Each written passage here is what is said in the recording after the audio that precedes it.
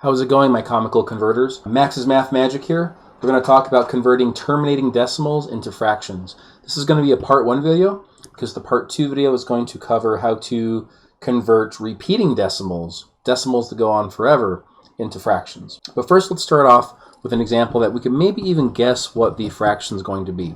Here's a decimal, 0.5. I mean, we usually look at that decimal and we say 1/2. Now, how do we actually convert that into a fraction? What's the mathematical process that we can learn for this very simple example that we can use for maybe more difficult examples? So remember, this is 5/10. This is the 10th spot, and then 2 decimal places over, that's the 100th spot, and then the 1000th spot, etc. So what this is this is 5/10. And so we can write that as a fraction, 5/10. And so that's exactly how we get the fraction form of this. 0.5 is 5/10. In other words, if you had 50 cents, that's like saying you have 5 dimes. You have 5 dimes, there's 10 dimes in a dollar, so you have 50 cents. We can reduce this fraction, we can simplify this fraction, and I'm going to post a link to the simplifying fractions video in the comments below. But the way that you would do that is you would notice that there's a factor of 5 in common with the top and bottom, because 5 is the same thing as 5 times 1. 10 is the same thing as 5 times 2. They both have a factor of 5 in common. 5 divided by 5 is 1, and multiplying by 1 doesn't do anything. And so this is a 1 on top, this is a 2 on the bottom, and so that's how we convert 0.5 into its fraction form, 1/2. All right, let's look at a slightly more difficult example. Let's convert 4.375 into a fraction. Well, the first thing is this 4, this whole number, that's just going to go along for the ride. So we're going to handle that in a little bit. What I do have is this 0.375 that I want to convert into a fraction. This first spot is the 10th spot. The second spot is the 100th spot, and then this is the 1000th spot. And so I can write 0.375 as 375 1/1000ths. And another way to look at this is, remember, dividing things by 10, you move the decimal place over 1. Dividing things by 100, you move the decimal place over 2. Well, here I'm dividing things by 1000, which means I take 375 and I move its decimal place over 1, 2, 3 times. What does that give me? 0.375. So again, this is a quick and easy way, no matter what decimal you're given, to just write a fraction. The thing is that this fraction may not be reduced. And so I'm going to look at this number and I'm going to see or these two numbers rather, this numerator and this denominator, and ask myself what goes into both of them, because I want to start canceling things like I did up here. This is the fraction representation of 0.375, but it's not necessarily the reduced fraction. These numbers may not be relatively prime. So you may need to do a little bit of long division here. I'm going to post the link to my long division video down in the description below. By the way, don't forget to like and subscribe to this channel so you can get all these video updates as I go along, because math builds on itself and you don't want to miss out on any of the fun. One strategy is I'm going to look at this fraction. I'm going to see that 5 goes into both of them. And so I'm going to divide 5 into 375, and I'm going to use my long division skills. Does 5 go into 3? No, it does not. Does 5 go into 37? Yes, it does. It goes in there 7 times. 7 times 5 is 35. Subtract, and I get 2. Bring down the 5. 5 goes into 25 5 times with no remainder, because 5 times 5 is 25. Subtract, I get 0. If I had gotten anything other than 0 right here, then I know that 5 does not go into 375. But luckily, I get a remainder of 0, so it does evenly go into there. So I can write this as 5 times 75. The reason why I pulled out a 5 is because I can also pull a 5 out of 1000. And that's actually pretty simple to do, but let's just look at the long division just in case. 5 does not go into 1, but 5 does go into 10 twice. 2 times 5 is 10. Subtract, I get 0. And I'm going to get zeros all the way down the line. So 5 does not go into 0, or it goes into 0 0 times. Bring down the next 0, 5 goes into 0 0 times. So this is 5/200.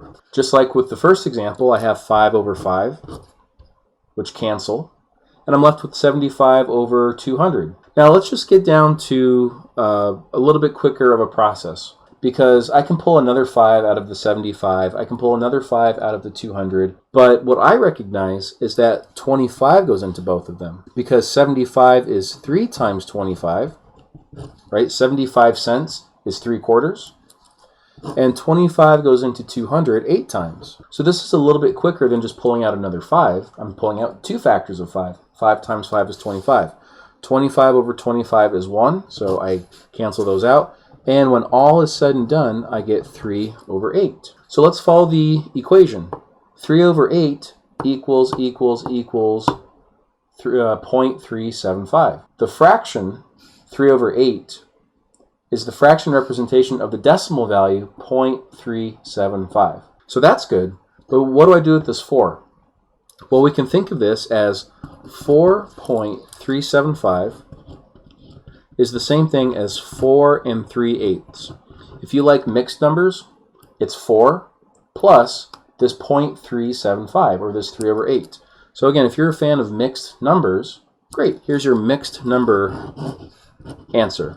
Now, I've been in the math game for a bit, and I usually don't see mixed numbers in the college level. Usually we either write them as decimals, like we have up here, or as improper fractions. You take this 8 times 4, you multiply this denominator by this whole number, and then you add what's up here. So 8 times 4 is 32, plus 3 more is 35, and you keep the same denominator. You get 35 over 8. This is the improper fraction form. Now, if you don't believe me, and or you want to check your work, how could you check your work? Do long division. Do 8 into 35, and I promise you, you'll get 4.375. Again, if you want to refresh your memory on your long division skills, go ahead and look in the description below and check out the video on long division. All right, for my next trick, I'm going to convert 0.21 into a fraction. Again, 10th spot, 100th spot. So I can write this as 21 over 100, because when you divide things by 100, what do? Move the decimal place over twice. So 21, move the decimal place over twice because you're dividing by 100, is 0.21. So these are the same thing. Now the question is, can we reduce this at all? Well, let's look at what goes into 21. The non-trivial factors of 21. Does 3 go into 21? Yep. But 3 does not evenly go into 100. How about 7? 7 would be the next factor of 21, but 7 does not go into 100. And the only thing after 7 is 21 itself. 21 goes into 21, but 21 does not evenly go into 100. And so there is no reducing to do. Not only is this a fraction representation of 0.21, this is the reduced fraction version of 0.21. All right, for my last example, we're going to convert 1.28 into a fraction. Let's ignore the 1 for the time being. Let's look at what 0.28 looks like as a fraction. And so that's going to be 28 over 100. In contrast to this problem that we just did, 28 over 100 has at least one common factor. Notice that 4 goes into both of them. 4 times 7 on top, 4 times 25 on the bottom. 4 divided by 4 is 1.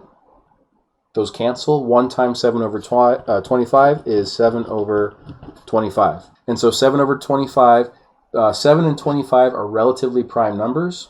They have no more common factors.